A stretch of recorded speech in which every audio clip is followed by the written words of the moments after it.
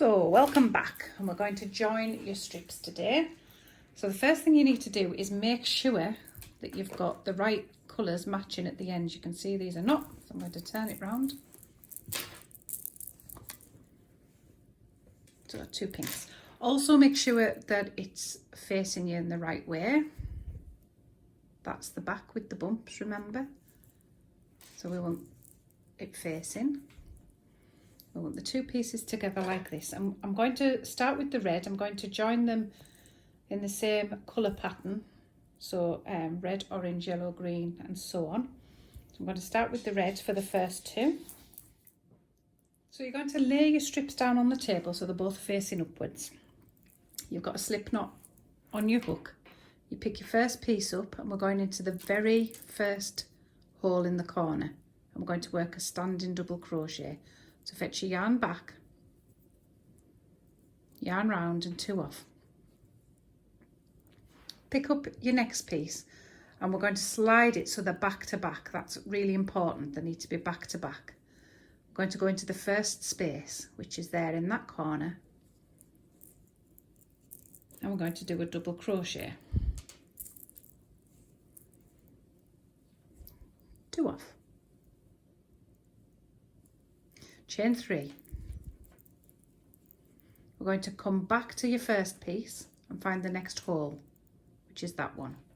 Work a double crochet. You're going to go to your back piece, find the next hole, which is that one. Work a double crochet. Chain three. Come back to the front, find your next hole. Double crochet. Go to the back, find your next hole. That one, I've got a tail there which is going to get in the way. Double crochet, chain three. Front piece, double crochet. Back piece, double crochet, chain three. Front piece, double crochet. Back piece, double crochet, chain three. And you're going to work that all the way along, and this is what it will look like if you stretch it out a bit. Get rid of that. So you've got your double crochets in your holes and your chain threes in between, and you're going to work that all the way across. So you're going to join these two strips in red. You'll put your next strip on and you'll join it in your orange. The strip after will be joined in your yellow, then green, and so on and so on. And then you'll repeat it all again for this size blanket. Okay, so I'll leave you with that. Come back when you're finished and we'll do the edge.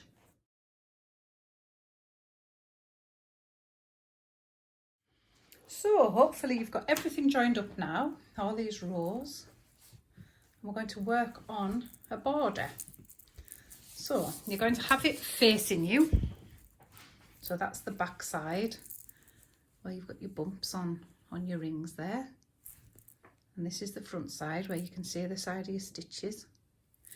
So we're going to have it facing you. So you're going to start in your corner. So any corner will do. Put your hook through, fetch your yarn back. We're going to chain two. So we're going to be working in half trebles. I'm going to work another half treble into that corner. Two chain. And another two half trebles into the same corner. Now normally this is your stitch here. I'll use this one so you can see. You see where you pick up the two pieces of yarn and there's that little piece underneath it. But what I'm going to do with this one is we're going to work in between the stitches, so we're going to go right into that hole, and it just makes it look better for the next row. So half trebles in between the stitches, one, in between the stitches, so you'll be one, two, and one in the hole. One, two, and one in the hole. Okay, Now we're going to come to a joining seam here, so we're going to do your 2, so 1 in that stitch, 1 in that stitch, 1 in the hole, 1 in the, right bang in the middle of the seam,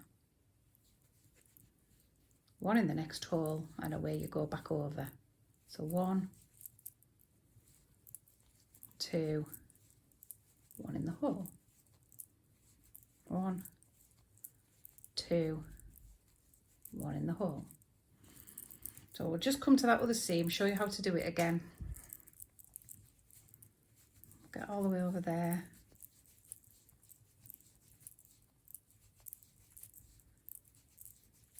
So it's 1 in the hole, 1 in the bang right in the middle of the seam, and 1 in the hole. And carry on. So you're going to work that all the way around. When you come to your corner, you're going to work 2 half trebles, 2 chain, 2 half trebles, all in the one space. So work all the way around, come back, and we'll do round 2.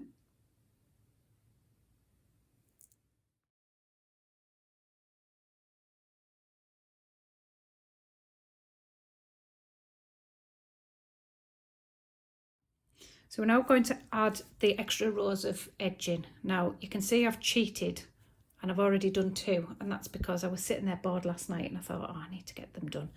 But I can show, they're all the same, so it doesn't matter which one I show you. They're all going to be worked exactly the same. You're going to start in your corner, you have a slip knot on. Fetch your yarn through and chain 4.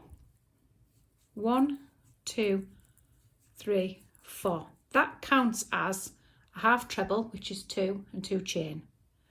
Work a half treble into the same space. Now you're going to work a half treble into in between every stitch. So we're not going into the top of the stitch, remember, we're going in between, and you'll find that it makes it much quicker for you as well. You can really bum along with this. So half treble into every stitch, in between every stitch, all the way along until you get to the corner. And then in the corners you're doing 1 half treble, 2 chain, 1 half treble. Now down here, the red, we did 2 half trebles, 2 chains, 2 half trebles, but you're going to swap over to 1, otherwise it'll get too wavy. Okay, also you will see that I've changed down to a smaller hook. I always do this for my borders to stop them waving as much as they might. So if you want to change down to a smaller hook, feel free. So I've added the 7 rows of border and the 7 colours that I was using. I was going to add a final black row, but I actually decided to leave it like that. I thought it looked a bit nicer. So it's definitely all down to personal choice. And you work all the border rows in exactly the same way.